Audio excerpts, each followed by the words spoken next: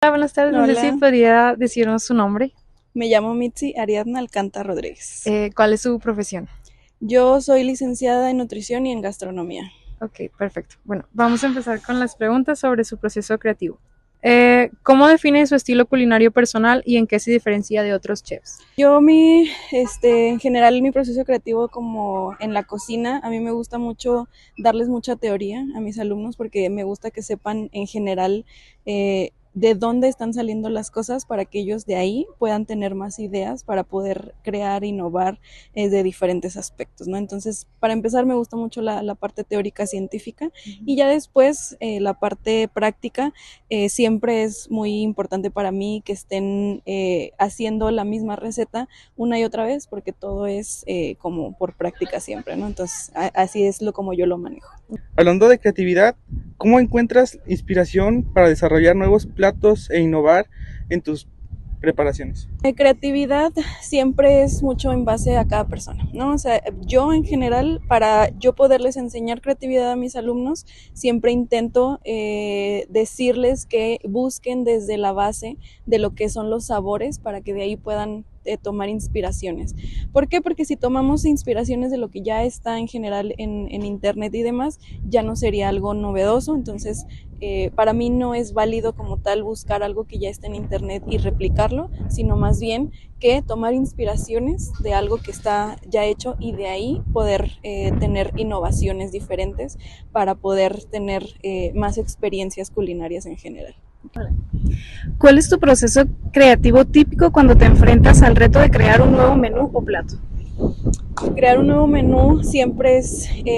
algo muy inspirador en general porque siempre tienes que ver para quién lo vas a hacer, el rango de personas que vas a tener, o sea, el número de personas. En general son muchísimos factores, ¿no? Entonces, primero tienes que contemplar todo eso para que ya después puedas analizar qué platillos puedes incorporar, qué tanta experiencia gastronómica les puedes dar, si van a tener como un paladar más expectativo, como por ejemplo lo puede ser en menús de alto nivel de gourmet, etcétera, o si va a ser a lo mejor, no sé, para un comedor industrializado que lo que queremos es comida a mucho volumen. Entonces, en general, primero hay que ver cosas muy técnicas de qué tenemos de disponibilidad, a quién va a ser, todas esas cosas, y luego ya nos podemos poner en base a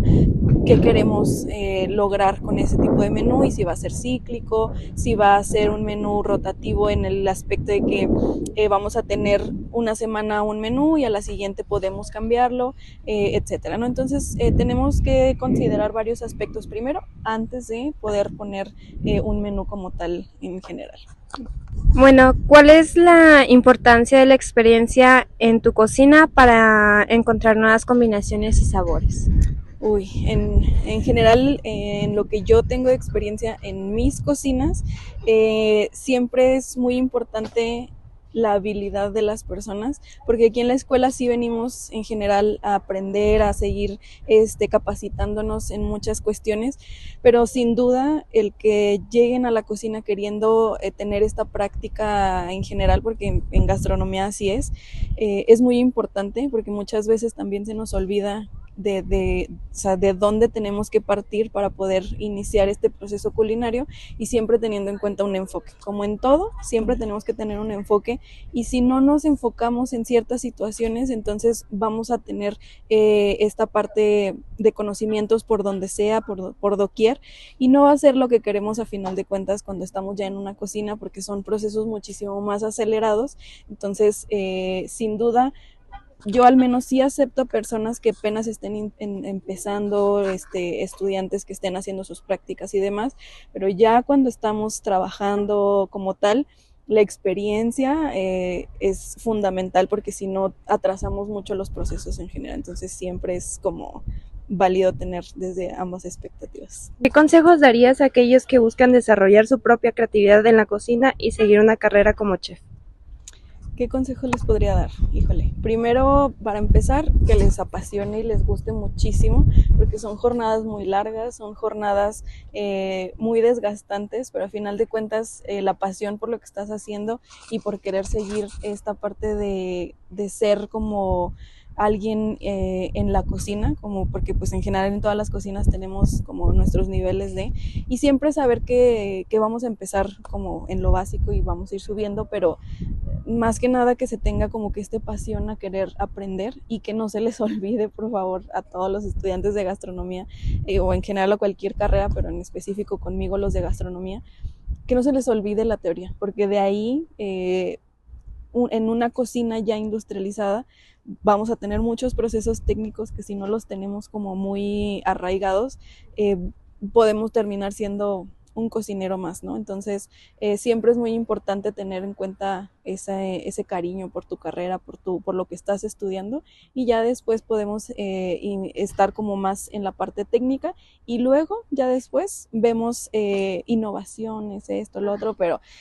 siempre es como tener en cuenta eso y que quieran de verdad comerse el mundo, en general cualquier, en ámbitos, pero que ese querer comerse al mundo siempre también vaya enfocado hacia alguna especialización, ¿okay? Repostería,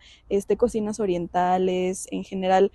cocinas españolas, mediterráneas, etcétera, pero el tener una especialización va a hacer que todos esos conocimientos vayan más enfocados hacia algún lado, ¿no? Entonces, eso. Como ahorita mencionaste que te gustaba mucho más la teoría, por ejemplo, al momento de que fueras a hacer un emplatado, que sería ya algo más práctico, ¿tienes algún proceso o un esquema de que tú siempre dices, esto lo pongo a la derecha, proteínas a la izquierda, vegetales o cierta forma de seguir un checklist, por así decirlo? Sí, sin duda hay un checklist porque los emplatados tienen